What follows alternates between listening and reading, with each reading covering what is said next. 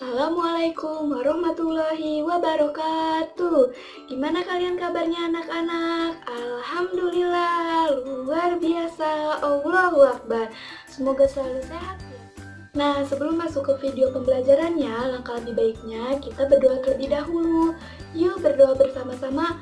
Bismillahirrohmanirrohim. Raditu billahi robba wa bil islami dina wa bil muhammadin nabiyya wa rasula.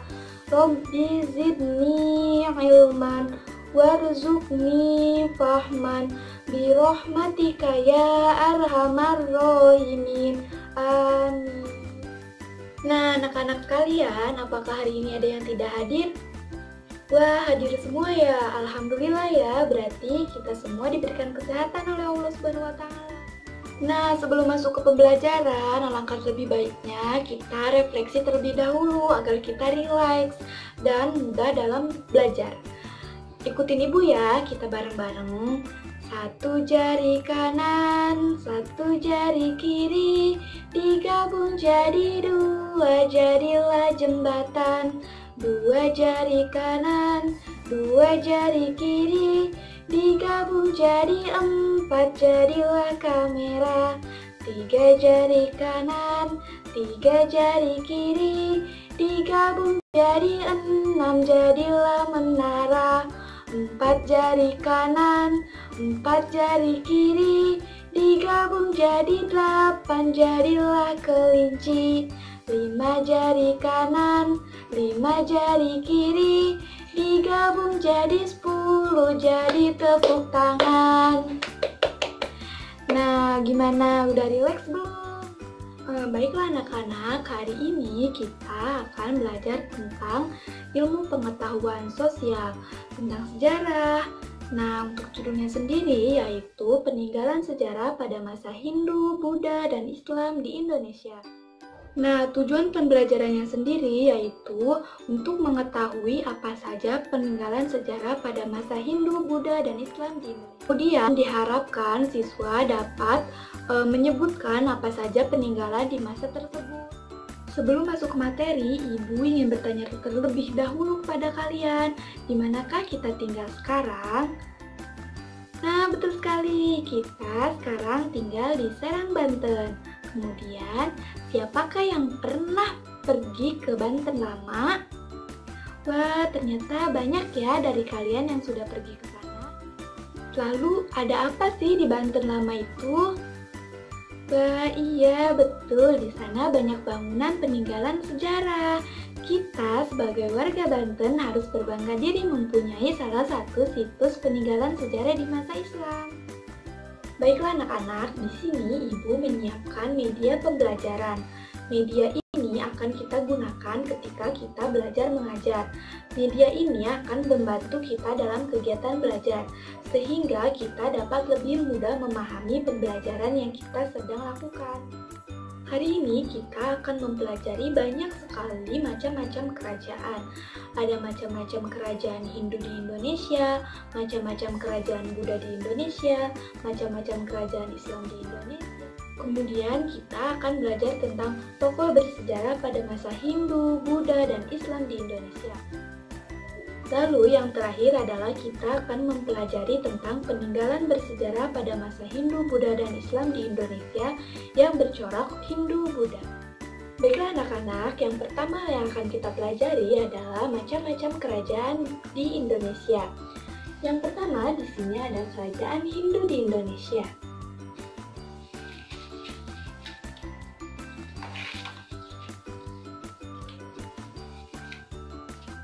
Pertama ada kerajaan Hindu di Indonesia. Kerajaan Hindu di Indonesia itu ada kerajaan Kutai, kerajaan Tarumanegara, kerajaan Mataram Lama, kerajaan Kediri, kerajaan Singasari, dan kerajaan Majapahit. Pertama adalah kerajaan Kutai. Kerajaan Kutai merupakan kerajaan Hindu tertua di Indonesia. Kerajaan Kutai berdiri pada tahun 400 Masehi. Raja pertamanya merupakan Raja Kudungga, namun raja yang paling terkenal adalah Raja Mulawarman. Kerajaan ini terletak di Kalimantan Timur. Kerajaan Tarumanegara. Kerajaan Tarumanegara adalah kerajaan tertua Hindu di Pulau Jawa. Kerajaan ini berdiri pada tahun 450 Masehi. Kerajaan ini terletak di Bogor, Jawa Barat. Raja yang paling terkenal adalah Raja Purnawati. Yang ketiga adalah Kerajaan Mataram Lama.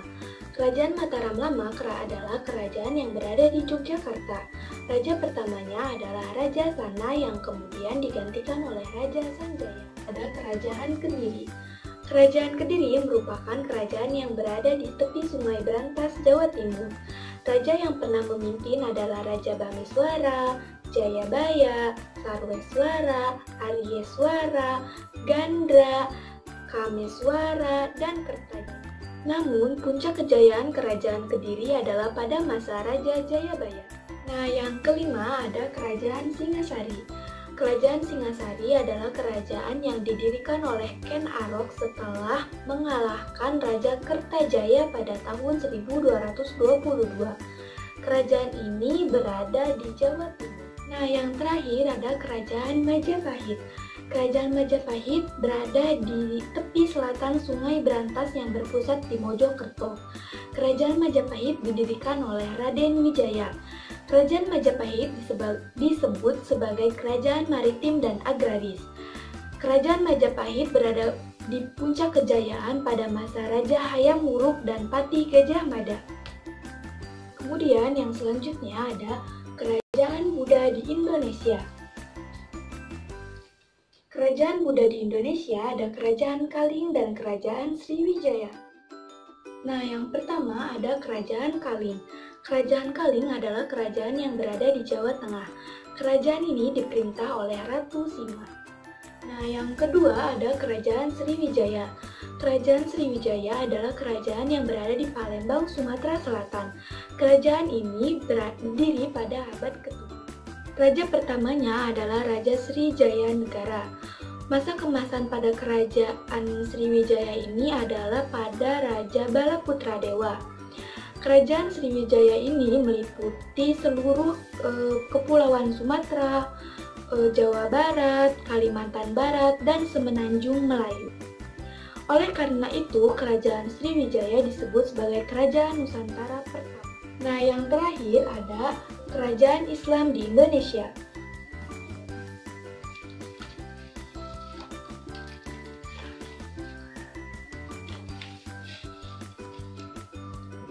Ada Kerajaan Samudra Pasai, Kerajaan Aceh, Kerajaan Demak, Kerajaan Tidore, Kerajaan Banten dan Cirebon, dan Kerajaan Gua Talu. Yang pertama ada Kerajaan Samudra Pasai. Kerajaan Samudra Pasai adalah kerajaan yang berada di Aceh. Kerajaan ini berdiri pada abad ke-13. Raja pertamanya adalah Marasilu yang bergelar Sultan Malik Al-Saleh. Kejayaan Samudra Pasai adalah saat dipimpin oleh Raja Sultan Malik At-Thohir II. Dengan bukti Samudra Pasai sebagai pusat perdagangan dan sebagai pusat penyebaran agama Islam. Yang kedua ada Kerajaan Aceh. Kerajaan Aceh adalah kerajaan yang terletak di tepi Selat Malaka, Kutaraja, Banda Aceh. Kerajaan ini berdiri pada abad ke-16. Raja pertamanya adalah Raja Mughayat Shah. Raja yang paling terkenal di Kerajaan Aceh adalah Sultan Iskandar Muda, karena Sultan Iskandar Muda telah membawa Kerajaan Aceh pada masa keemasan. Keempat ada Kerajaan Demak.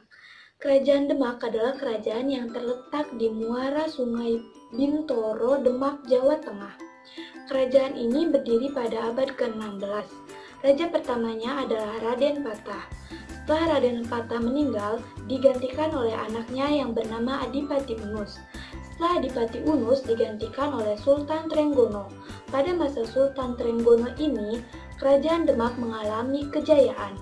Namun, setelah Sultan Trenggono wafat, Kerajaan Demak ini mengalami kekacauan karena perebutan kekuasaan. Yang selanjutnya adalah Kerajaan Banten dan Cirebon. Kerajaan Banten dan Cirebon adalah kerajaan yang didirikan oleh Fathahillah atau Syarif Hidayatullah atau Sunan Gunung Jati. Sunan Gunung Jati merupakan Panglima Kesultanan Demak. Pada tahun 1552, Banten diserahkan kepada putranya yaitu Pangeran Hasanuddin, sedangkan Cirebon diserahkan kepada Pangeran Pasarean. Kerajaan Banten berada pada masa kejayaan ketika dipimpin oleh Sultan Ageng Tirtayasa. Yang kelima ada Kerajaan Ternate Tidore. Kerajaan Ternate Tidore adalah kerajaan yang terletak di Maluku Utara.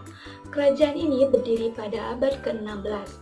Raja pertamanya adalah Sultan Zainal Abidin. Raja yang terkenal adalah Sultan Hairum dan Sultan Baobabul, karena mereka gigih mengusir Portugis dari Maluku. Yang terakhir ada Kerajaan Guatalo. Kerajaan Guatalo berada di Makassar, Sulawesi Selatan. Mulanya Kerajaan Guatalo adalah dua kerajaan. Namun, Sultan Alauddin dan Sultan Abdullah dari masing-masing raja dari dua kerajaan tersebut menyatakan bahwasanya penggabungan kerajaan menjadi Dwi Tunggal. Raja yang paling terkenal dari Guatalo adalah Sultan Hasanuddin karena berani menyerang Portugis, sehingga Belanda menjulukinya sebagai ayam jantan dari timur. Nah, bagaimana anak-anak? Sampai sini apakah kalian paham? Wah, ternyata Indonesia ini mempunyai banyak sekali kerajaan ya. Kita lanjut ya ke materi selanjutnya. Nah, yang selanjutnya adalah tokoh sejarah pada masa Hindu, Buddha, dan Islam di Indonesia. Di sini banyak foto-foto yang Ibu sediain agar kalian bisa mengenal satu persatu.